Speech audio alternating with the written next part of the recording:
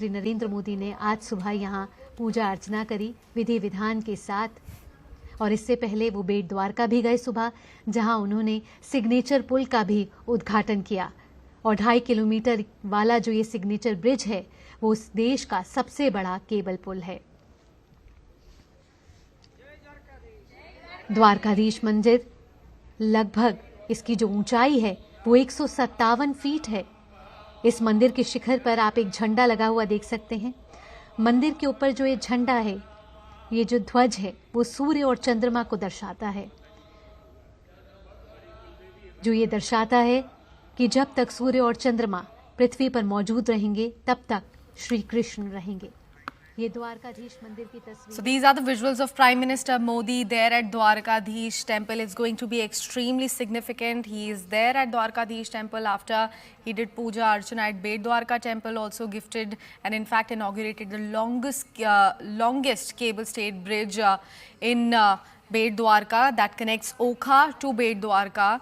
This is going to give a smooth passage to the pilgrims also, because earlier they used to go to the temple using a ferry or a boat. Now they've got a road to travel from Okha to Beyt Dwarka, and now Prime Minister Modi is there on your screens. He is there at Dwarkadhish temple doing Pooja Archana there as well. We have got CNN News 18's Aman Sharma joining us on the broadcast. Aman, a very good morning to you. Now, tell us how significant Prime Minister Modi's visit to Dwarkadhish temple is going to be and what's in his schedule for the rest of the day. Significant of the Prime Minister, the Sudarshan Setu, which he is dedicating to the nation, is the longest cable-stayed bridge in the country, about 2.32 kilometer long, connecting the Okha mainland with Beyt Dwarka Island. So far you had to take a boat to go to the Beyt Dwarka Island, but now this new bridge has been built, with a unique design. It's featuring a footpath adorned with verses from Bhagavad Gita. There are images of Lord Krishna. On both the sides, it's also installed with solar panels. It's a self-sufficient bridge where you'll see solar panels powering the lights on it. It will also, in a big way, ease the transportation, significantly reduce the time of the devotees traveling between Dwarka and Beyt Dwarka. And as I was saying, before the bridge construction, pilgrims had to rely on boat transport to reach Beyt Dwarka. So this iconic, easy for pilgrims to reach Beyt Dwarka, but also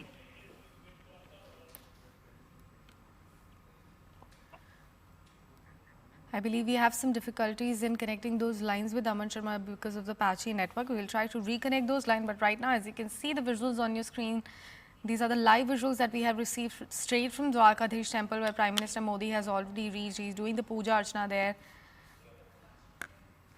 Earlier today, he also inaugurated the Sudarshan Setu, as my colleague Aman Sharma was actually talking about. This is going to be the longest cable-stayed bridge, the Sudarshan Setu. It's 2.32 kilometers long and have some of the specifications which are going to make the passage even smoother for all the pilgrims. Now, I believe we have Aman Sharma back with us on the broadcast. Aman, you were saying something. Please go ahead.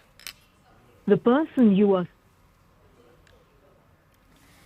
All right, I think we lost the connection over there yet another time. We'll try to reconnect those lines for our viewers. But right now, let's talk a little bit about the features of the Sudarshan Setu that Prime Minister Modi gifted to Gujarat and in fact the nation.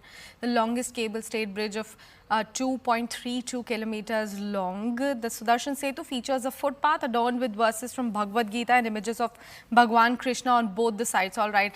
Aman Sharma is back with us on the broadcast. Aman, you were telling us more about the features of Sudarshan Setu that Prime Minister Modi inaugurated earlier today. Would you like to walk us through that yet another time?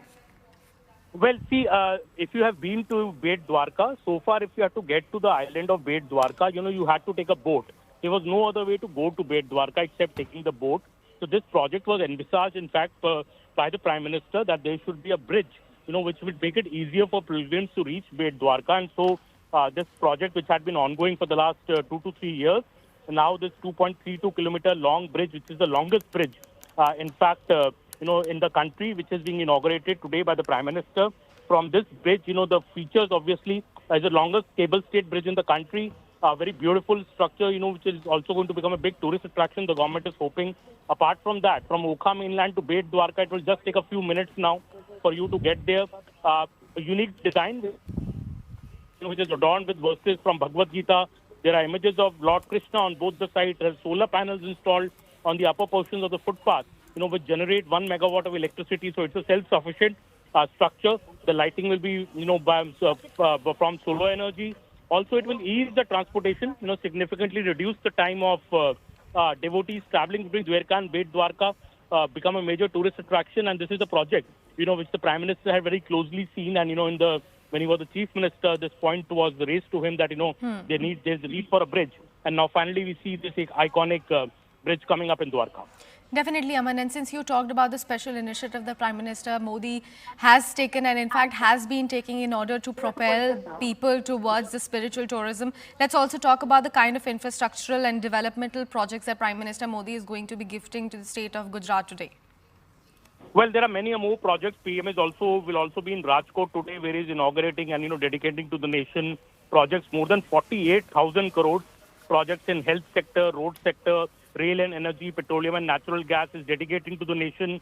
AIMS also at Rajkot today in Gujarat, that will be a major project. Is also laying the foundation stone for more than 200 healthcare infra projects across states and UTs.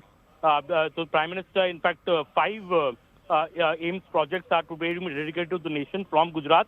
There's the Rajkot AIMS, there's the Bathinda AIMS, AIMS in Raebareli, Kalyani in West Bengal and Mangalgiri in Andhra Pradesh. 5 AIMS are being dedicated to the nation today, when the PM will be later at a public function in Rajkot, where he'll be inaugurating all these projects today. So besides Dwarka, a major infrastructure push across the country, which the PM is announcing during his Gujarat visit.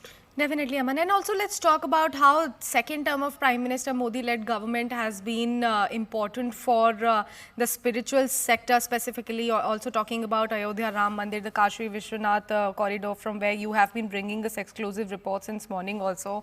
And now Dwarkadhish temple and this Sudarshan Setu that the state of Gujarat actually got. How exactly BJP is planning to milk through this particular initiative that Prime Minister Modi has introduced now in Gujarat?